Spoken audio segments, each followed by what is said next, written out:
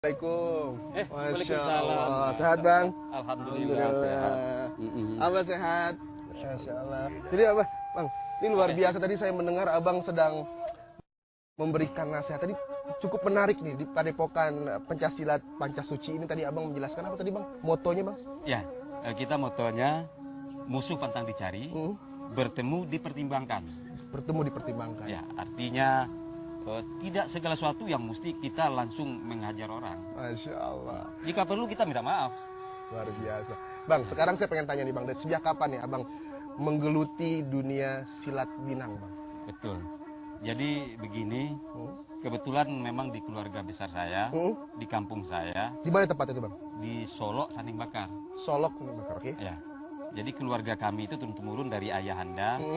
Itu kita memang dari kalangan pendekar. Oke. Bahkan saat sekarang pun untuk keamanan